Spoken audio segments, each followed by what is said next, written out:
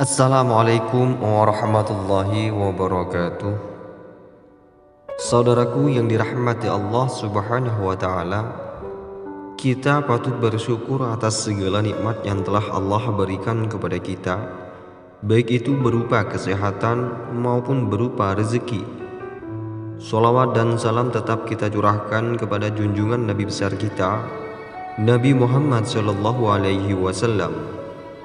Allahumma sholli wa sallim wa barik alaih.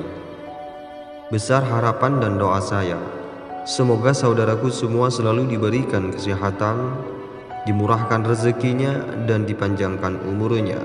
Amin ya rabbal alamin. Saudaraku yang dirahmati Allah Subhanahu wa taala, jauhilah 5 sifat jenis makanan ini ketika kita berbuka puasa. Ada beberapa makanan yang memang harus dihindari saat berbuka puasa karena dapat memicu masalah kesehatan. Tak hanya gangguan pencernaan saja, bahkan mengonsumsi makanan yang salah ketika berbuka puasa dapat memicu fungsi organ dalam menjadi terganggu. Demi kesehatan tubuh selama menjalani ibadah puasa, maka penting sekali untuk memilih makanan ketika berbuka puasa. Usahakanlah bijak dan tidak asal dalam memilih makanan karena dapat berdampak buruk bagi kesehatan tubuh. Adapun jenis makanan yang pertama yaitu adalah makanan pedas, karena makanan pedas dapat menimbulkan reaksi asam sehingga memicu nyeri pada perut. Makanan pedas termasuk salah satu yang perlu dihindari saat berbuka puasa. Walau terkadang makanan pedas dapat memancing selera makan, namun tidak disarankan untuk mengonsumsinya ketika baru buka puasa. Kandungan senyawa capsaicin dari cabai bisa membuat dinding lambung iritasi, sehingga menimbulkan reaksi asam yang membuat perut kram dan juga nyeri. Hal inilah yang memicu diare usai mengonsumsi makanan pedas. Selain itu, kita perlu ketahui juga bahwa sebagian orang memiliki saluran pencernaan yang sangat sensitif. Ketika berbuka puasa dengan makanan pedas, maka dapat menimbulkan efek buruk di dalam saluran pencernaannya. Berbagai keluhan kesehatan pun dapat terjadi, mulai dari merasakan nyeri pada bagian dada, mulut terasa asam, hingga kondisi perut yang tidak nyaman. Jenis makanan yang kedua yaitu makanan yang bersantan. Karena makanan bersantan memiliki lemah jenuh sehingga tidak boleh berlebihan. Makanan bersantan ini seringkali menjadi teman ketika waktu buka puasa telah tiba. Perlu kita ketahui bahwa santan termasuk bahan makanan yang tinggi akan kalori, yakni sekitar 552 kalori dalam satu buah cangkir. Walau di dalam santan memiliki kandungan vitamin C, besi, magnesium, kalium, serta tembaga, tetapi ada juga kandungan lemak jenuh yang memicu resiko penyakit jantung koroner. Ada baiknya memang tidak mengonsumsi makanan santan terlalu berlebihan ketika saat berbuka puasa. Hal ini untuk membantu agar terhindar dari dampak buruk terkait berbagai masalah kesehatan tubuh, termasuk kesehatan pencernaan. Dan jenis ketiga yaitu makanan yang tinggi minyak secara berlebihan dapat memicu resiko penyakit. Makanan tinggi minyak memang seharusnya dihindari ketika berbuka puasa. Namun banyak orang yang masih sering mengonsumsi gorengan.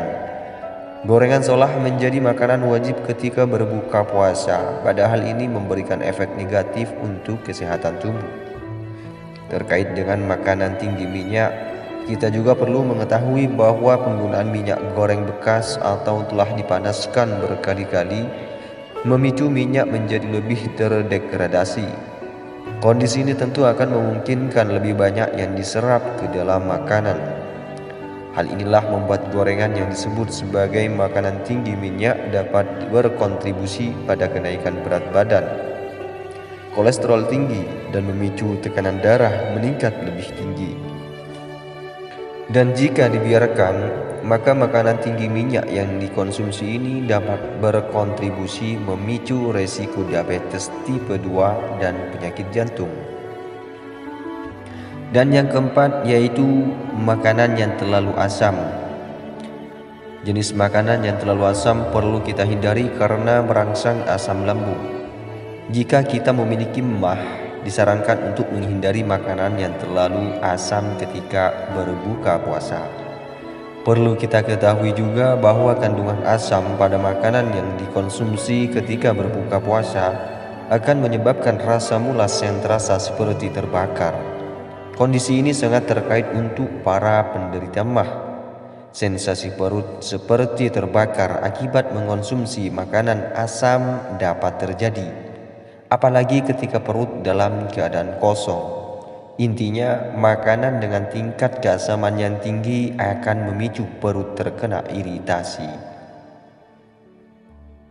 Yang kelima yaitu jenis makanan instan dan makanan kaleng.